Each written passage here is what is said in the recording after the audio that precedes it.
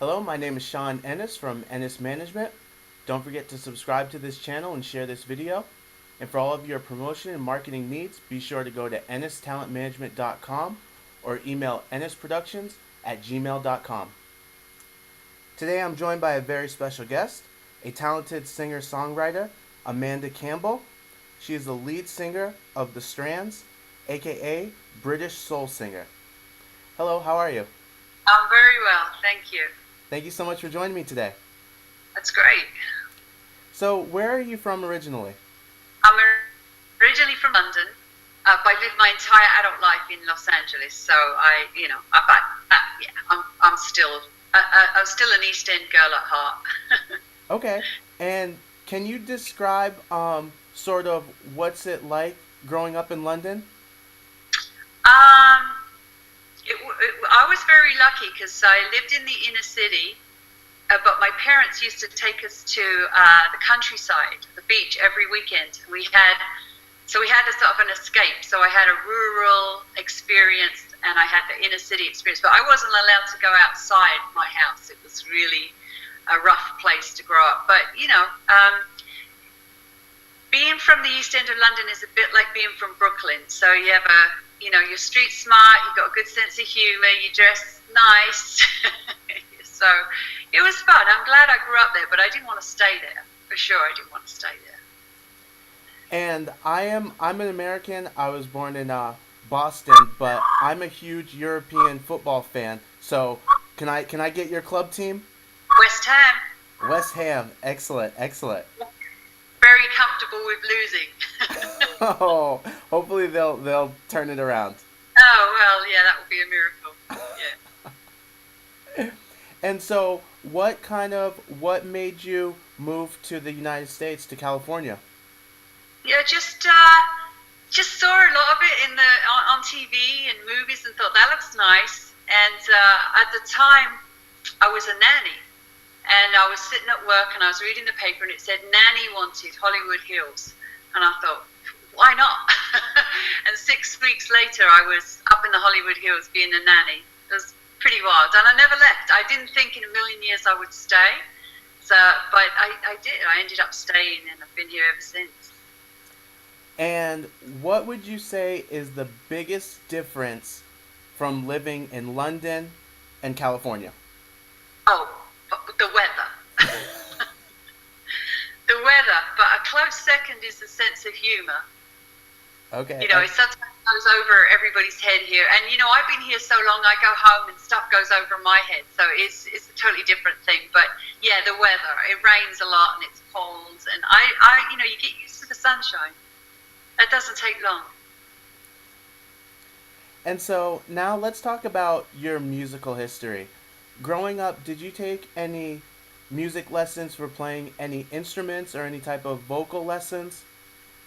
I came to music very late in life. I didn't sing in front of anyone until I was in my mid-40s, but I listened to music. I grew up listening to jazz. Then I was a jazz funk fan, and then, Motown, Philadelphia sound. I just was immersed in music, and I loved to dance to it. So I never had any lessons of any type. I took piano lessons for a minute, and I just, my parents had this old piano that was out of tune in the shed, and that's the only place I could sit and play it. It was freezing, and I just never went out there. I never did it. So we had a karaoke party here, and I did not want to have. I just thought, oh, that's so cheesy. But something came over me, and I got up and I sang "Who's That Lady" by the Isley Brothers. And everybody just sort of looked at me and said, oh my God, you can sing. And then I always wanted to sing my whole life. Like I always sang, but I never let anybody hear me. So I just said, you know what? I'm just gonna be a singer and reach my full potential. I have no idea what that means.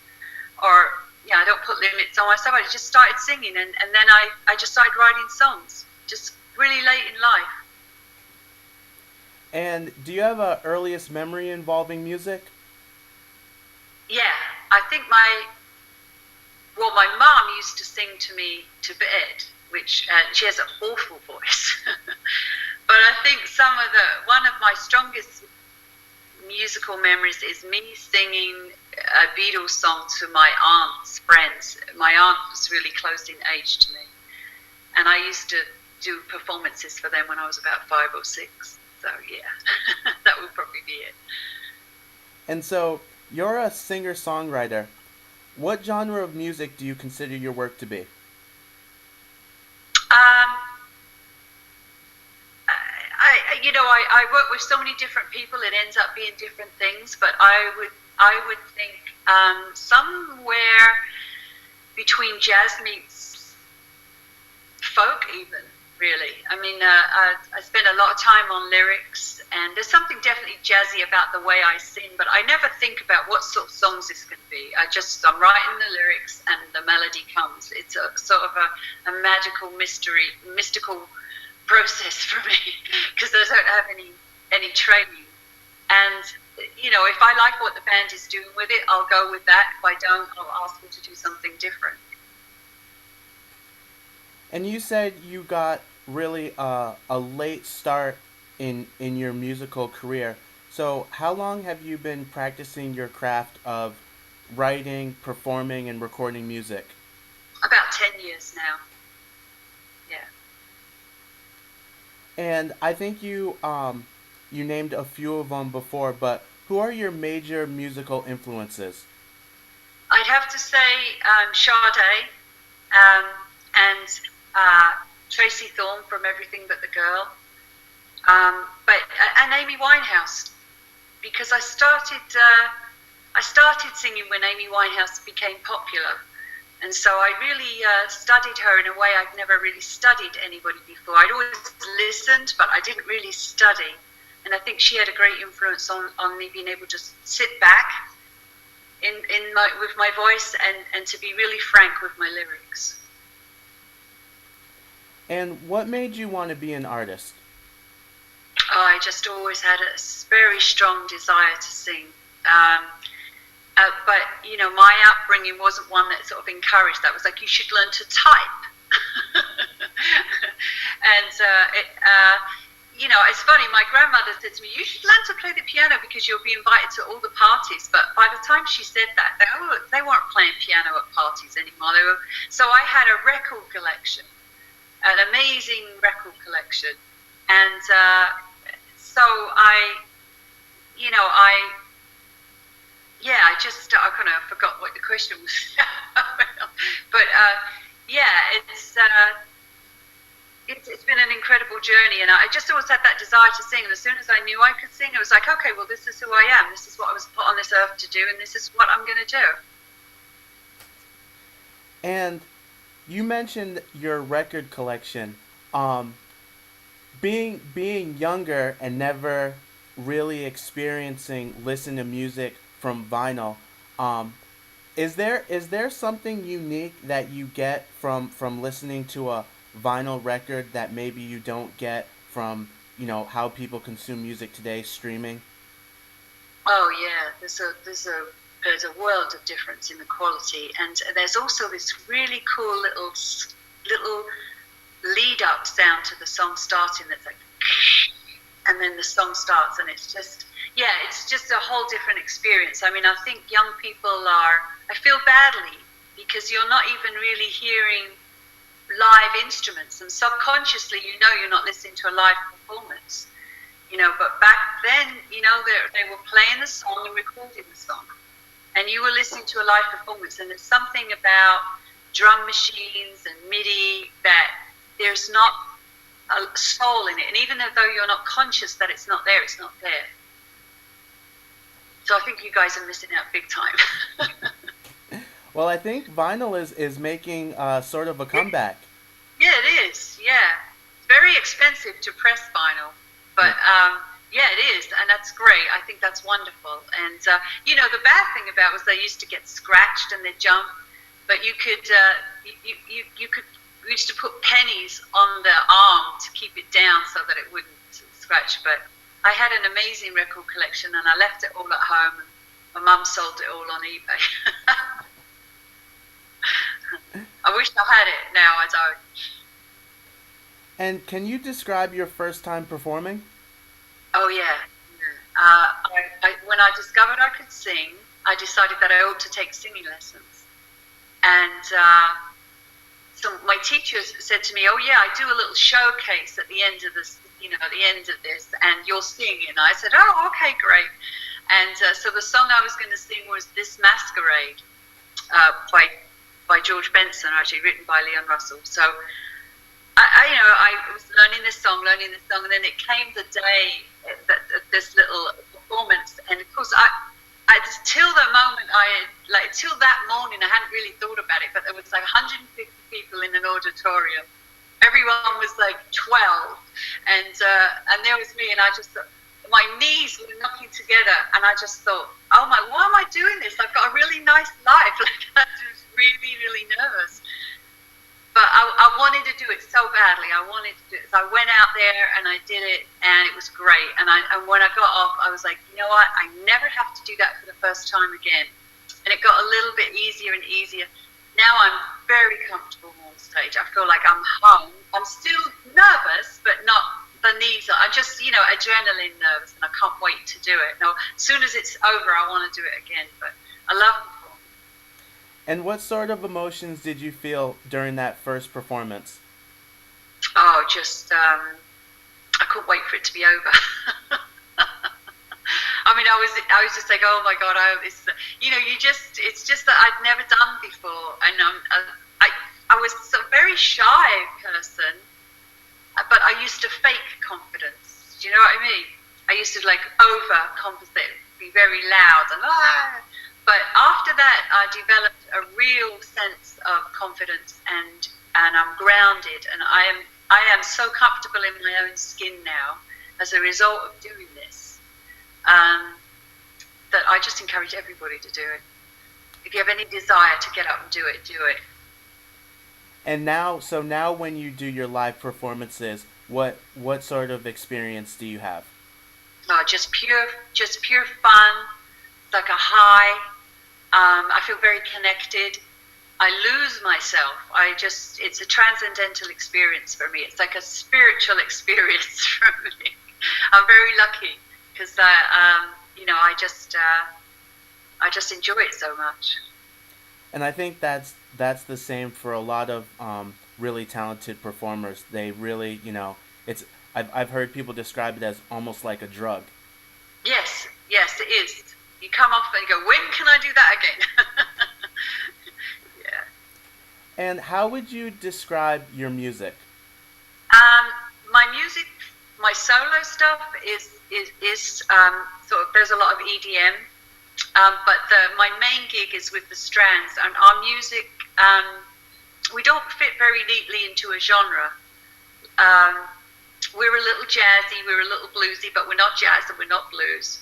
There definitely are jazz elements to the music, and to my vocals there's a jazz element.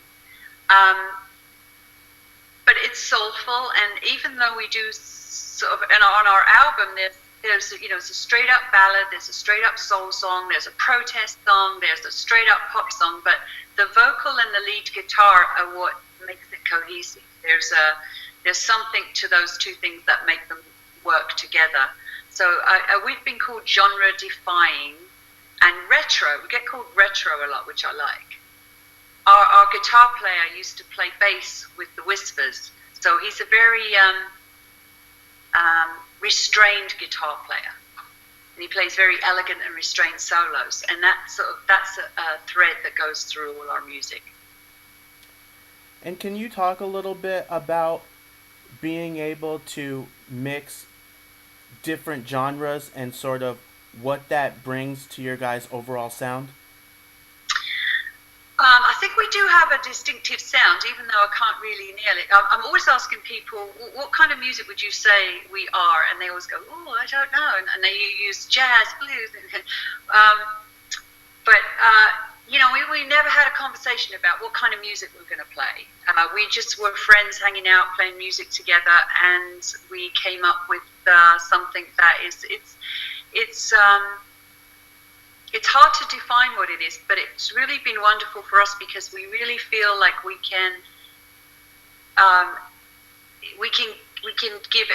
just interpret every song as we feel. We don't have to say, well, this has got to sound like that, so fit in here.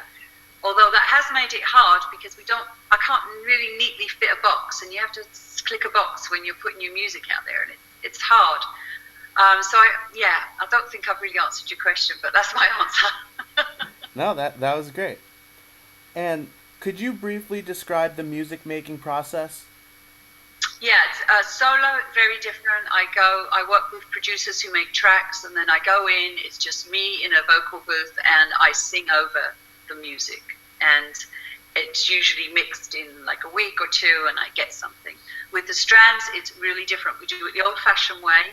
We record a performance all together, the drums in one room, the musicians going through, and then I do a scratch vocal. And we do the song over and over until we get one that we really, everybody's comfortable with their bit. And then I'll do the scratch vocal. I'll do the actual vocal many months after that's all been mixed and we've decided which performance we're going to use. So that's a really long, drawn-out process. And that involves very long days in the studio, which is very expensive. The other way is a shortcut. And I love, anytime I'm singing, I love it. So I don't have, there's nothing that I don't like about either way. And where have you performed? Recently we performed at the Seaburn Theatre in Beverly Hills to about 2,000 people, and that was wonderful. We've performed in jazz clubs all over the city and in London. We were at the Strawberry Fair in Cambridge in London, in England. It's just outside London, and every club in LA basically, and they keep closing down. But we love the House of Blues. We play at Harvell's, Hotel Cafe, anywhere we can play, and private venues too. We do private gigs. And can you describe one of your favorite experiences performing live, and what made that stand out as a special experience? Yeah, I think definitely, no question. We opened for the Spinners, and at the Seaburn in Beverly Hills, and that was amazing. I mean, just the whole thing. Even the sound check was great. And I remember there was a guy sweeping up in there, and he stopped and listened, and we were like, oh right, this is a good sign. And then the crowd was just so receptive and loved our stuff, and we're quite different from the Spinners, but we're soulful, and everybody picked up, and we had a ton of people there just to see us too.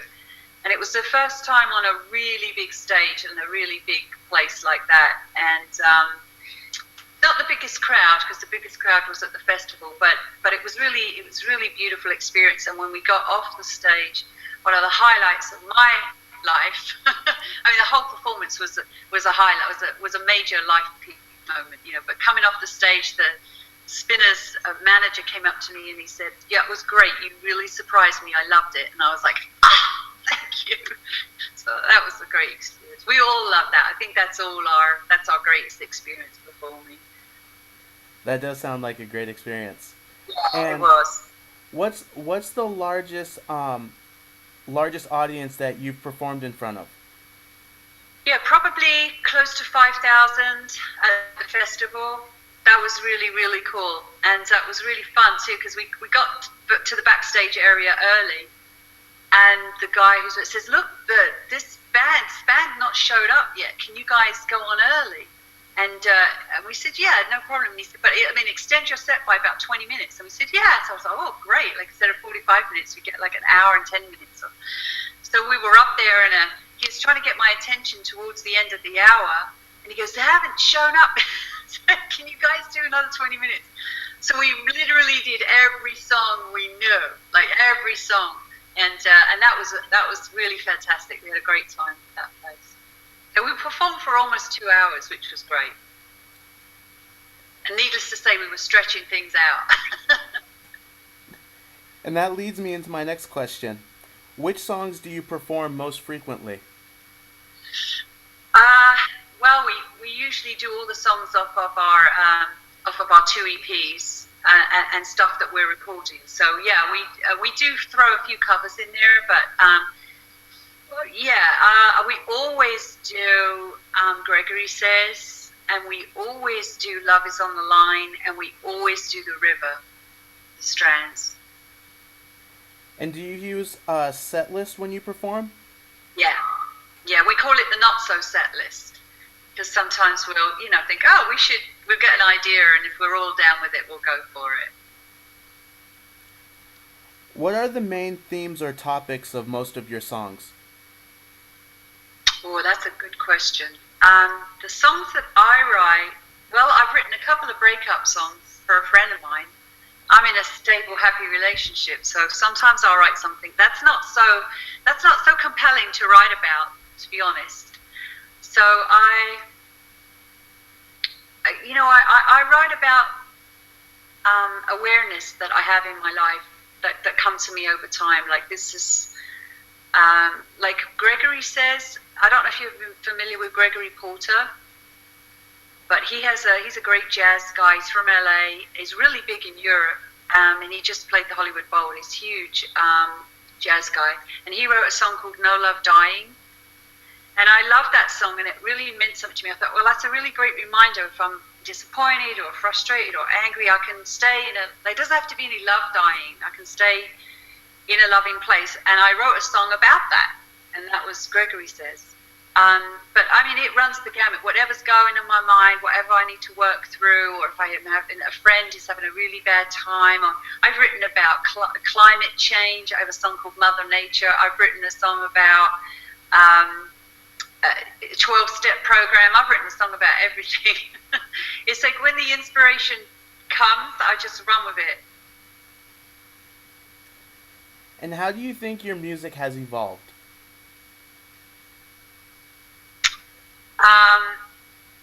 Lyrically, I'm learning to not be so wordy. I don't have to put so many words in there, and I don't have to rhyme so much. And certainly, I mean, I think we've evolved we have a new keyboard player now, so it's interesting to see how we're going to evolve now that we have a new keyboard player. And I think she's quite a bit younger, and I think she's a little bit more jazzy, and I think that's going to be perfect for us. But it has. I think we're developing a sound that is distinctively ours, but hard to define. And so now I want to talk about your band, the Strands, AKA British Soul Singer. That's just me as AKA British Soul Singer. That's separate from the Strands. Okay. How did you guys get started? You know what? I was in another band, and I used to rehearse here on Wednesday nights. I got a nice little setup here, got a piano here, and we all used to rehearse Wednesday nights. And then afterwards, our keyboard player and our guitar player, they used to hang out afterwards. We just used to hang out. And my guitar player started teaching my husband how to play bass. My husband was playing stand-up bass. And he said, you know what, I've got a bass for you to play, and he brought over a Fender bass. And so the four of us just started playing music together. The first song we did was Perfect Day by Lou Reed. And then we did an open mic one night, the four of us. And a couple of friends were there to see us. And they said, you know what, you guys sound really great. You should be a band. And we all lived on Strands Street. We're all neighbours and old friends for a long time. So, and like I say, Richard and Susan and I were in another band. So we came up with the name The Strands. And we started playing together. And then the other band, that went by the wayside, and we just kept playing. And we've been together. Like I said, we have a new keyboard player, which is great, because our other keyboard player was living in Massachusetts and seldom here. So we were always hanging around for her. So now we have someone who lives in LA. And yeah, it's been almost 7 years that we've been playing together, the three of us. Then we have a drummer who also lives on Strand Street. That was a friend of my husband's. And that's how it started, just friends hanging out. And who are the members of the Strands? So there's myself, Richard Green on lead guitar, Paul Campbell on bass, Emily Ashenfelter on keys, and Lance Tamanaha on drums. And background vocals too. And can you talk about one of your songs? Yeah, I'll talk about a new song that is out on, it's going to be on our new album, Freshly Cut. It's our first full-length album. It's called New Tunes, and it's about how you have to find new music when your relationship fails. And I have a dear friend, and he was married, and we were very enmeshed together. Our lives we went on holiday together. We celebrated the holidays together, and she left, and our friend moved in with us, and it was very painful to see him suffer so much. And I knew I was going to write a song about it. I was like, it was on my mind. I just got to write a song about this, but I didn't really know how to approach it. And then he went to San Francisco for the weekend, and he came back and he said, well, one thing's for certain, I have to find some new tunes. And I sort of like went, oh my God, and I go and run upstairs, and I started writing down the words and using songs that I knew meant something to them, and some songs that meant something to me in regards to them. And we played it kind of very Amy Winehouse-ish, because I wrote it a cappella, so I just have to sing it a cappella and they come up with the chords. And we sang it like that, like a straight ballad for a long time, but the week before we went to record it, I decided I wanted something different. I'd been listening to a lot of drum and bass at the time, so I kind of like played them a couple of things, and the night before we recorded it, we came up with the arrangement, and we decided to see how it went. And we may or may not use it on the album because it was so brand new, but it came out great, and it's completely different from anything we've done before. It's very danceable, like you can totally dance to it. And so it's called New Tunes. Excellent. And is there anything else that you'd like to share about your upcoming release, Freshly Cut? I'd love everyone to buy it, and it'll be on iTunes, and it's the Strands, Freshly Cut, or at least stream it, and we get paid 0.1 of a penny every time you play it. But and just like us on Facebook. We're the Strands Official. Follow us on bands in town, and I hope you listen to it and give me feedback. I'd love feedback. What would you say has been your biggest challenge in your music career, and how do you feel you've been able to overcome that challenge? Well, I don't know that we have overcome it. I think being from a different generation and not being in social media,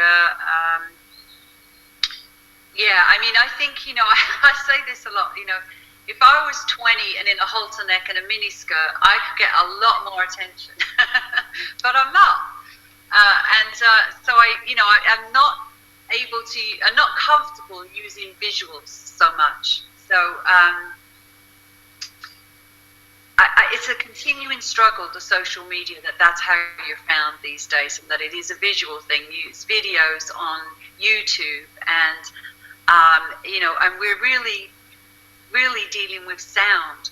So I do my best just to get our music on as many radio stations as we can, which we do. We're being played all over the States and in Europe and in South Africa and Australia. So we're getting it out there. But yeah, it's a challenge. It's very different because in the past there was a very clear route to a record label. You played the clubs, the AR guys saw you, they signed you, and they sent you out. And now it's just like it's so random and so chaotic. I haven't overcome that challenge. What's your ultimate direction for your music career? Well, I'd love to tour. That's the thing that we'd all like to do. I like to perform, and I like the room to be full, and I don't care if it holds 20 people or 20,000 people, as long as the room is full. That's what I want to do, is play to. There's a really wonderful atmosphere in a room that's full. And there's a wonderful little place that we play in LA called Genghis Khan, and it only seats like 25 people, but it's so beautiful, and the sound is so good. It's like going to church, and it's got the best acoustics. And I think we really just want to be playing regularly and, go on tour. That's the big dream. Maybe open for someone. What advice do you have for aspiring musicians? Just do what you love and enjoy it. Have fun with it. I don't think about if anybody enjoying this, or am I going to be rich and famous, or I just this is inside me. I'm doing it because I love it. I have to do it. I'm passionate about it. and just have fun doing it, because you're not in control of whether you make it or you become rich and famous. And as far as I understand, it's not a really happy existence anyway. Just do what you love for the love of it. And if something comes of it, great. If not, you spend your life doing something you love. So be true to yourself, I think. That's some really great advice. Thanks. And can you share your social media links? Yeah. On Facebook, we are the Strands Official. On SoundCloud, we are the Strands Official. On Facebook, I am British Soul Singer. And on SoundCloud, I am British Soul Singer. And we're on Spotify, Pandora, and our music's on iTunes and CD Baby. Oh, we're on Twitter too. I think we're the Strands One, and I'm Brit Soul Singer. Oh yeah, and Instagram, that's the new one. The Strands Official and British Soul Singer. Is there anyone you'd like to acknowledge for offering financial or emotional support? Haven't received any financial support, but we are going to be in the future. But yeah, I think just collectively, there's so many of our really good friends have helped us out with making videos and always coming to our gigs and then bringing their friends to our gigs. I think I'd have to say biggest thanks to Richard Green, our guitar player, who just was willing to work with people who didn't know anything, was very kind and patient, and gave so many hours of his time to teach whole bass, and just spent a lot of time with us, getting us to where we are. I think I'd have to thank him. And is there anything else you'd like to share before we wrap up? No, I think I said it all. And I thank you very much for talking to me. You are very welcome. All right. And I'd like to give a very big thank you to my guest today, Amanda Campbell. My name is Sean Ennis from Ennis Management. Don't forget to subscribe to this channel and share this video. And for all of your promotion and marketing needs, be sure to go to ennistalentmanagement.com or email ennisproductions@gmail.com.